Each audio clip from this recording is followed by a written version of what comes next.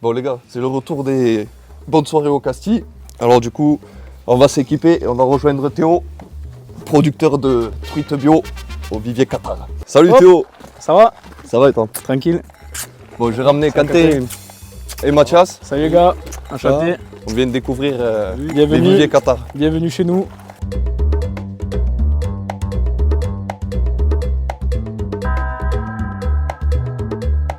Donc on a l'été pour préserver le poisson des fortes chaleurs.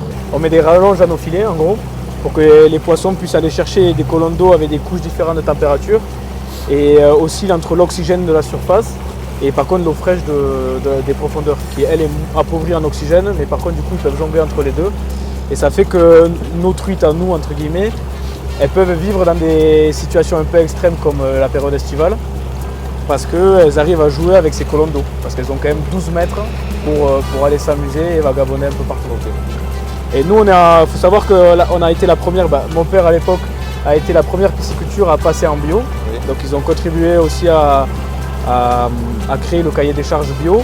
Le cahier des charges bio, en gros, il dit que c'est une question de densité dans les bassins, un peu comme les poulets, les cochons, tout ça. On ne peut pas avoir trop pour le bien-être animal, que ce ne soit pas trop intensif.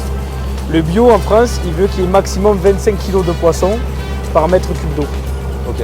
Nous, avec ce système, comme j'ai dit, de cage, c'est large, c'est profond, on est oscille entre 10 et 14 kg.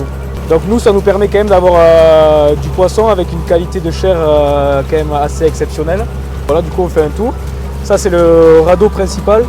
C'est là où il y a tous nos poissons. En fonction de, donc chaque cage, c'est des numéros de lot de poissons en fonction de la taille. Aussi des fois du sexe pendant les périodes parce qu'il y a des mâles et des femelles. Donc les femelles elles vont se préparer pour la ponte, donc il faut les isoler, il faut un peu les engraisser on va dire avant la fameuse ponte parce qu'elles vont consommer vachement d'énergie pour faire les fameux œufs de truite qu'on va goûter tout à l'heure. Et nous on a pris le parti, c'est pas une obligation en bio, mais de ne pas colorer, de ne pas rajouter un colorant dans la chair des truites. Ça c'est mon père à l'époque qui était vraiment resté sur cette idée là, que la chair ressemble vraiment à la couleur de la truite naturelle. Donc vous la voyez des fois dans vos tables au Castille. Elle est plus ou moins claire, nacrée, mais elle n'est pas rouge, quoi. Elle n'est pas du tout rouge comme le saumon. On nourrit à la main tous les jours, il n'y a pas de distribution automatique, tout ça. Okay. Et en fait, on n'a pas vraiment de table de nourrissage, on le fait à l'ad lib, c'est-à-dire qu'en gros, on nourrit à la main parce qu'on veut être maître aussi de comment se comporte le poisson. C'est François, Guillaume et les nombreux stagiaires qu'on peut accueillir ici qui s'en chargent tous les jours.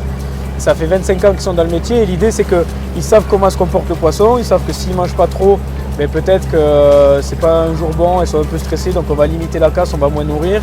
En fait, ils le font vraiment en fonction de ce qu'ils voient réellement. Donc nous, on fait uniquement de la truite arc-en-ciel, celle qui est le plus adaptée à notre site et aux conditions un peu extrêmes. La truite fario, vous la retrouverez plutôt dans les autres sources de montagne, un peu plus en altitude. L'aliment, c'est de la farine de poisson. Donc à base c'est imbibé d'huile, donc ça a quand même c'est rempli de protéines s'il y a des sportifs. Voilà. Et donc voilà, l'idée c'est de faire comme ça.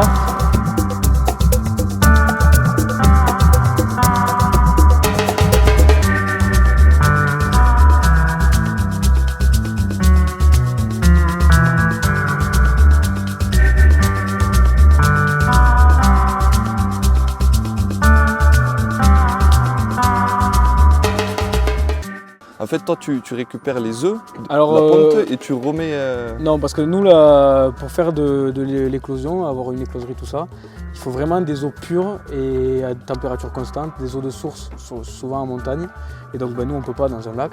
Okay. Donc, en fait, nous, on récupère des truites qui naissent en Ariège aussi, dans les piscicultures comme la pisciculture à Tarascon, tout ça, qui sont en bio aussi, qui ont une écloserie, pisciculture de la Courbière. Et eux, ils nous font grandir les toutes petites truites et on les récupère à 10-15 grammes, donc vraiment okay. au second stade, on va dire, après les œufs. Et on les fait grandir. Okay. Voilà. Et après, nous, à l'atelier, on est 6. Ah oui, quand même. 2 ici et 6 à l'atelier. À l'atelier, du coup, après Tom me présentera aussi en présentant les produits. Mais il y a beaucoup, on essaye de faire... en fait, l'idée, c'est, suite aux conditions climatiques, tout ça, au réchauffement climatique, on a beaucoup moins produit par rapport à il y a 5 ans. On a divisé par 2 la production. Et l'idée, ça a été surtout quand j'ai repris et que je me suis entouré de mes amis avec qui on avait fait des formations aquacole au Canada, notamment tout ça. L'idée, c'était de revaloriser le peu de production qui allait nous rester Donc on a investi dans un fumoir, on a investi dans du savoir-faire aussi. Tom est à l'origine de pas mal de nouveaux produits qu'on essaye de créer un peu tous les jours. On a plein d'idées, bon après on n'arrive pas à tout faire, mais on a développé des marchés hebdomadaires. Donc c'est là où on fait une dizaine de marchés par semaine, notamment à Mirepoix tous les lundis matins, où là vous pouvez retrouver tous nos produits. Au lieu d'aller chez nous directement à Montbel, c'est un peu plus loin. Et voilà, chez nous à Montbel, on a une sorte de food truck où on fait de la vente directe 2 jours dans la semaine.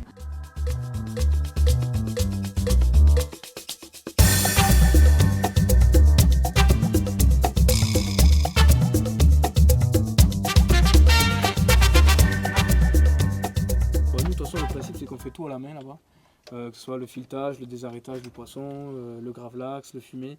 Pareil pour les œufs, en fait, les œufs, ils vont les faire prendre ici, ils vont nous les amener dans la même journée, dans la même heure à l'atelier.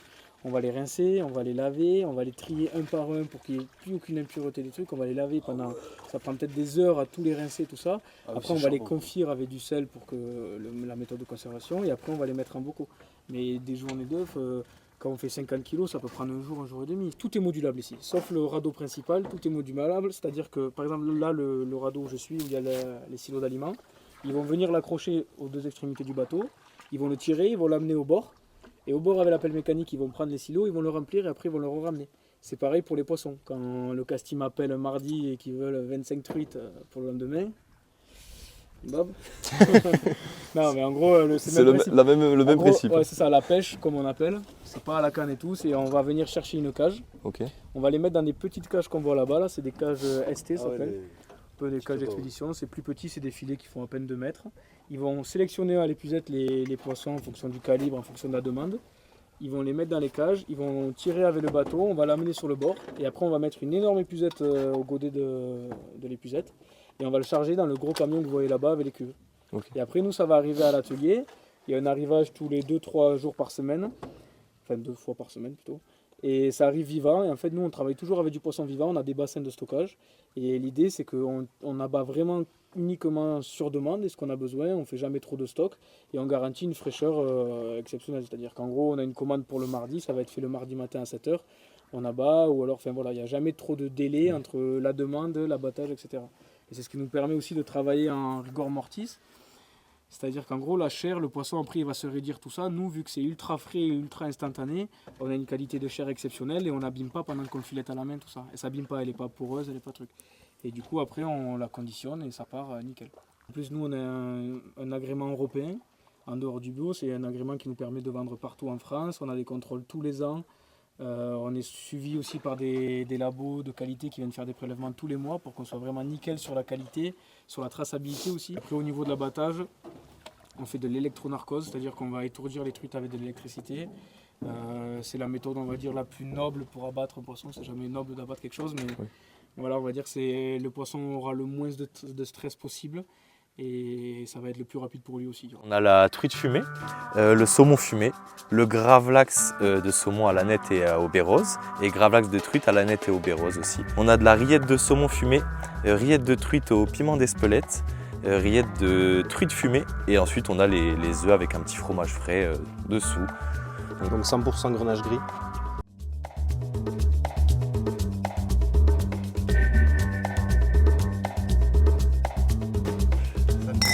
Santé, les gars.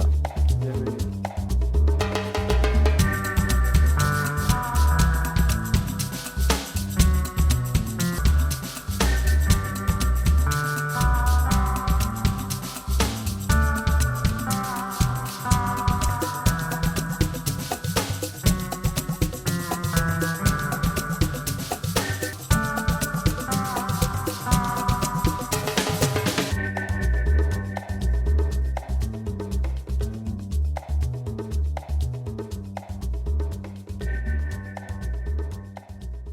Bon les gars, merci de nous avoir reçus, on s'est régalé. Merci à vous les gars. Merci pour la petite dégustation. Ça fait plaisir. On se retrouve au Castille le 7 novembre pour la bonne soirée. Il y aura beaucoup de truites et plein de surprises.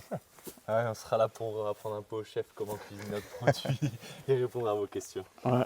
Les gars, merci à vous, merci de vous être déplacés aussi loin. Hein. finalement. loin. Et on se dit à bientôt, très prochainement. Et allez vous abonner à notre compte Instagram. Objectif 600 abonnés. Voilà, ça marche. C'était ça que vous voulez. Juste... Lui, je l'ai appelé. Ouais, on va faire une vidéo chez toi. J'ai appelé Tom, il dit, allez. C'est bon. Alors si je prends un abonné par vue.